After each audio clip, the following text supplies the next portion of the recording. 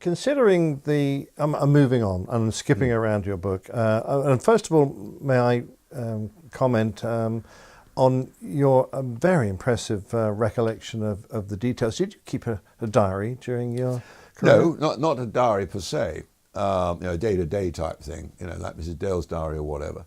But of course, logbooks are, as you well know, are a very useful source of information in checking where you were, dates and things like that. Letters, a lot of letters. My wife was a very good letter writer because I did 9 years in Germany back home. Her letters have been a very useful source of information on, not just what the squadron was doing, but the squadron parties, things like that, and the atmosphere, where we were going, where I was and when I was there, and so on. And then I do, over the years, I have out my shed, I've got my black book. And in my black book, over the years, I've noted down things that interested me, either from reading books or what happened on a certain day. And so I've got, without never thinking about writing a book, I've got quite a source of information for those days. And then, of course, later on, I'd certainly, in the latter part of the book, just checking one or two details, I've used the good officers of the Air Historical Branch. Yes, very useful. And they're very fine chaps too. Moving on a little bit, I was delighted to see you touch on the stories of the Bricksmiths, Chipmunks and the RAF Pembrokes that flew down the Berlin corridor over East Germany. And very little is known about their secretive role on that. Perhaps you could explain a little bit about that. Well, going back, in the Harrier Force, when I was a squadron commander, Friday afternoons was always ground training day. And because of Tackerval, people today just probably don't understand the import of Tackerval, particularly in Germany, when it was a multinational tactical evaluation of your ability to go to war and do your job. And on Tackerval, when they came, we would quite often have a quiz, a recce quiz. And we also had a secondary role of reconnaissance. And when I say it was every bit of military equipment within the Warsaw Pact and indeed in the Allied Tactical Air Forces, the ground stuff, the aeroplane stuff, and so on and so forth. So Friday afternoon during ground training, we always used to have a recce quiz. And sometimes, of course, it was aeroplanes, and sometimes it was armoured fighting vehicles, and so on and so forth. And these pictures were always crystal clear. And sometimes they'd almost be looking into a HAZ on one of the Soviet hardened aircraft shells. And I can remember sitting there thinking, I wonder where the hell they get these pictures from, because it's obviously not satellite photography. How the hell do they do it? And then, of course, I go back to a few years later, I'm back at Gütersloh, and the same quality imagery is still there. And I'm still thinking to myself, how did it do it? Well, after I left Gütersloh, a year later, I was promoted. I go back to Rheindahlen as a senior air staff officer, and the intelligence people were in my area of responsibility. And I get a briefing, on a special operation, and it's all about Pembroke reconnaissance operations. And I then found out I was the authorizing officer for these operations. And these were specially modified Pembrokes, which had really state-of-the-art cameras and so on, that would fly, because there were 3 corridors in and out of Berlin, as you probably know, and that they would fly down a corridor, and they could see at 10,000 feet or so, and they could see a very, very long way into Soviet-occupied East Germany, and snap away as they went down there. And then they would come back via a different corridor, doing precisely the thing on the way back. And when they were landed at Gatow, which was RAF Gatow in Berlin, the aeroplane mysteriously always used to go unserviceable. And then the next day, they would have to take off for an air test. And they would prowl around the Berlin control zone, photographing anything they wanted to see in there and outside, and so on. It was a quite remarkable operation. And what really makes me laugh when I look back on it was these were flown by 60 Squadron. And when the Harrier forces at Wildenrath, when we had 3, 4 and 20 squadrons there were all us Harrier guys strutting our stuff, like all Harrier pilots tended to do, then possibly still do. And there were these guys who were flying these missions, up and down the Berlin corridors. Never got a peep of it. Never.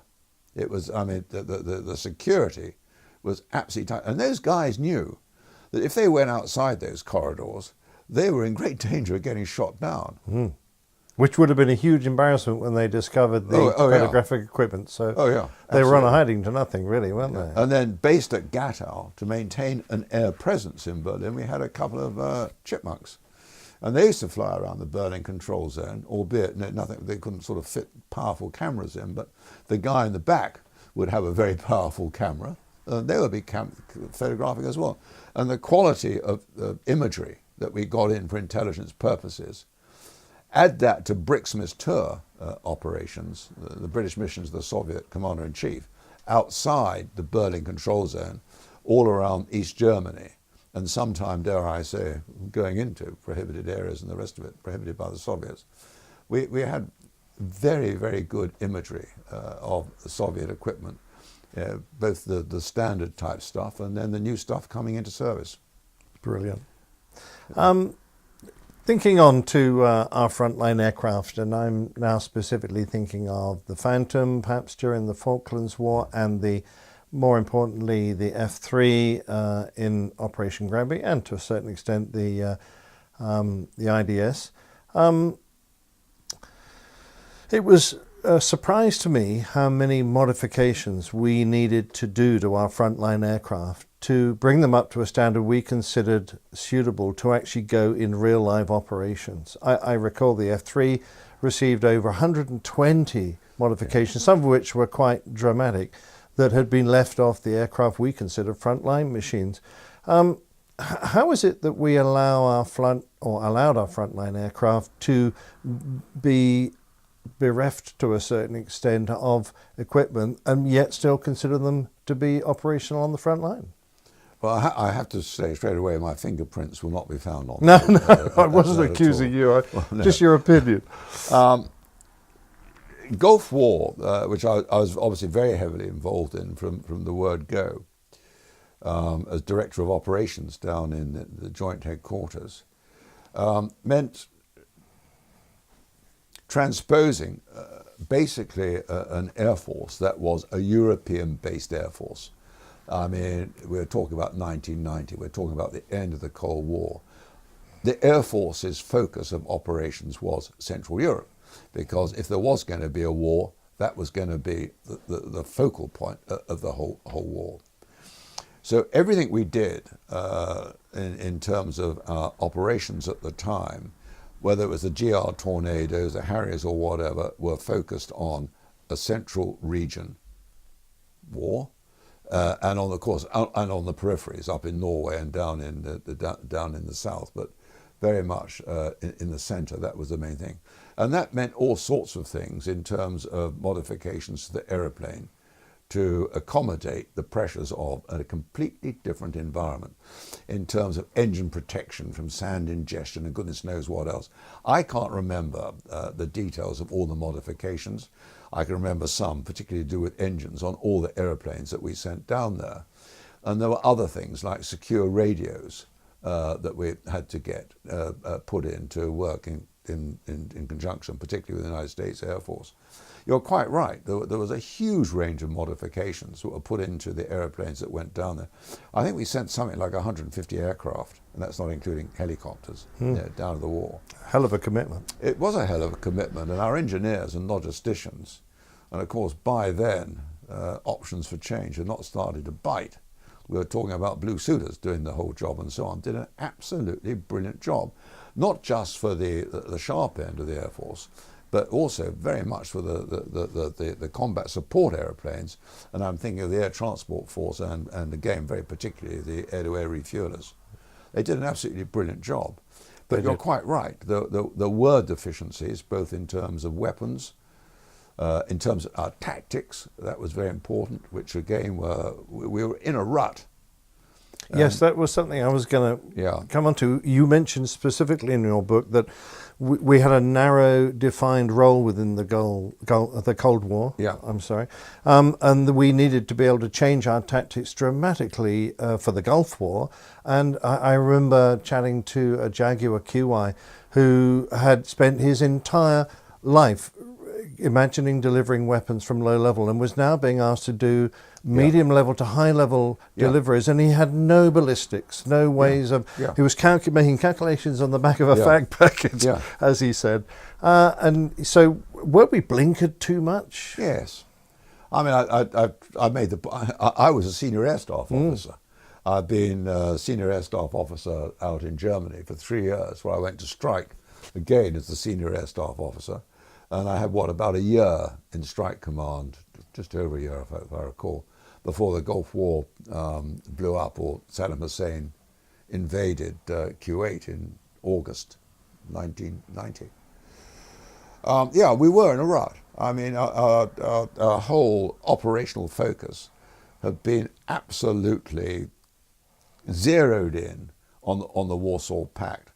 And I'm not just talking about the airfields and fighting for air superiority, but in terms of nuclear release operations, in terms of anti-armor operations, how on earth we were going to stop this great flood of armor coming across the North German plain, all those sort of things.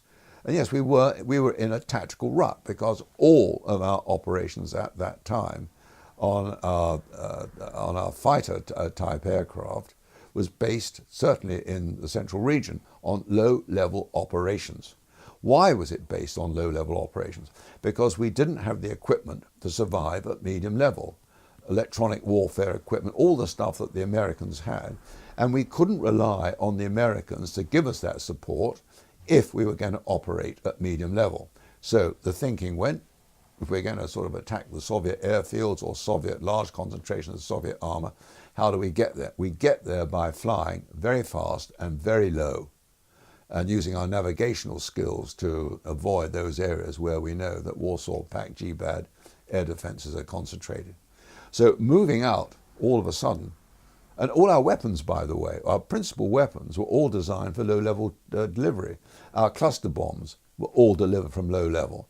JP-233, the airfield denial weapon, all delivered from low level. And then suddenly you take the whole shooting match, not the whole shooting match, but a large part of the shooting match, out to the Middle East. And then, after a very short while, and this story, I think, as people say, that we were forced up to medium level because an unacceptable loss of tornadoes, or GR1s, in the early days was absolute rubbish. We weren't forced up there. We decided to go up there because there was no point in continuing JP-233 operations against Iraqi airfields, because the Iraqi Air Force had thrown in the towel. And it was quite obvious that they weren't going to oppose us. And in fact, if you remember, a lot of them scooted off to Iran. Yes, they had, yes. And so we went up to medium level, because there was no point in sticking down at low level when a lot of their light anti-aircraft artillery, was pretty severe. We only lost one aeroplane during an airfield attack, and people overlooked that, just one. So we went up to medium level, and what did we discover? We weren't very good at it. And free fall bombing, which we were doing initially, we actually thought at the time we weren't doing too badly, until we got satellite reconnaissance imagery in, which showed that we were doing badly. And that was the time when Paddy Hine, who was the Joint Commander, at last managed to get agreement from the MOD and indeed our host to deploy Buccaneer Pace-Spike aeroplanes so that we could actually start using laser designation in a big way.